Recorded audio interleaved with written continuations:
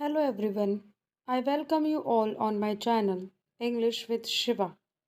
So in this new video we will discuss a famous Indian Canadian writer Rohinton Mistry.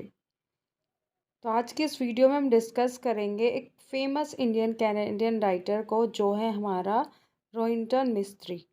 तो चलिए शुरू करते हैं अपनी आज की इस वीडियो को।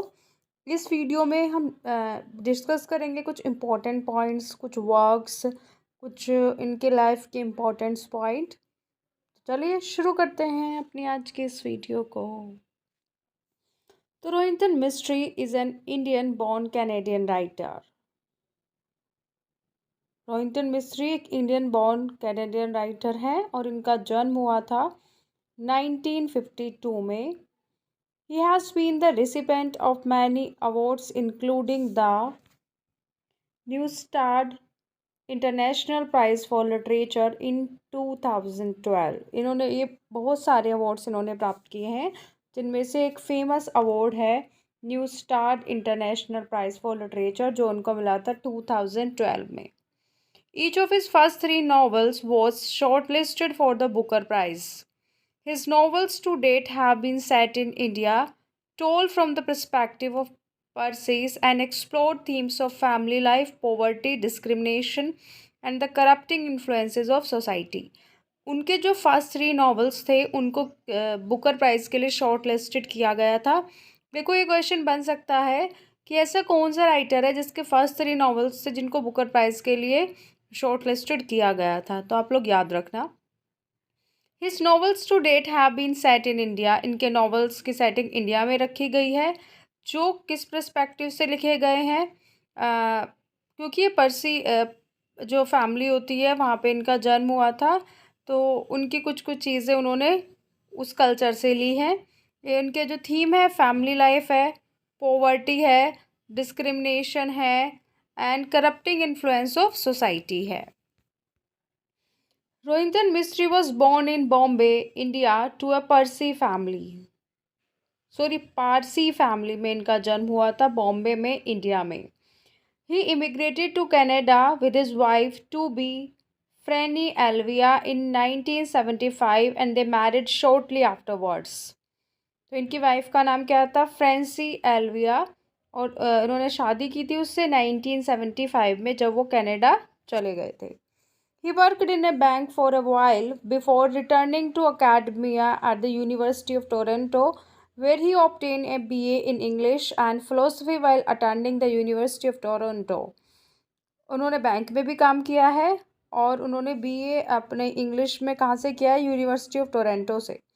He became the first to win 2 Hart House Literary Prize for stories published in the Hart House Review and Canadian Fiction Magazine's annual contributors prize for 1985।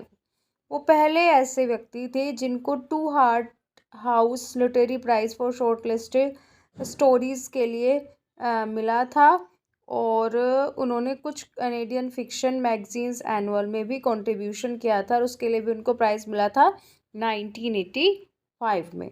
तो उनके कुछ इम्पोर्टेंट वर्क्स हैं, जैसे है a fine balance 1995, family matters 2001, such a long journey 1991। देखो ये तीनों works important हैं, इन तीनों को आप याद रखना, इनके ईयर को याद रखना।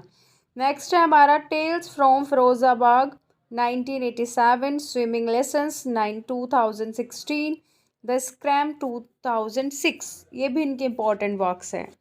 अब क्वेश्चन आता है कभी कभी कि which of the following is the first book written by Rohinton Mistry, कि रोहिंटन मिस्ट्री की जो फर्स्ट बुक है वो कौन सी है? तो सच अ लॉन्ग जर्नी, जैसे मैंने पहले भी बताया, 1991। Mysteries first novel won numerous literary awards when it was first published and has since been adapted for film। इसको फिल्म के लिए भी अडेप्ट किया गया है। तो इनका फर्स्ट जो नॉवल है 1991 में इन्होंने लिखा था और जिसके लिए इन्हें बहुत सारे अवार्ड्स भी मिले हैं।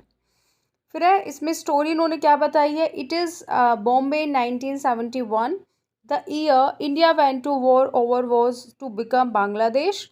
A hard-working bank clerk, Gustate Noble, is a devoted family man who gradually sees his modest life unraveling. His young daughter falls ill. His promising son defies his father's ambitions for him. है ना, जब India का और बांग्लादेश का war की स्थिति थी या जो भी चीज़ें उस टाइम थी, तो उस समय की कंडीशन एक फैमिली के थ्रू उन्होंने दिखाने की कोशिश की है अपने इस नॉवल में। नेक्स्ट है, रोहिंटन मिस्ट्री को एक डायस्पोरिक राइटर माना जाता है। क्यों माना जाता है? Rohinton mystery, the diasporic writer, deals with migrant experience and his works depict Parsi culture ethos, dilemma of migration, love for the homeland, hybridity, and quest for identity. Mystery's deep concern for his Parsi community in India and development of post-colonial India in general. तो ये एक famous diasporic writer भी हैं। उनके जो experiences थे उन्होंने अपने वर्क्स में वहाँ पे जाके शो किए हैं। So thank you for watching. ये छोटी सी इंपॉर्टेंट वीडियो आपको अच्छी लगी होगी। So like share and subscribe my channel. Have a nice day.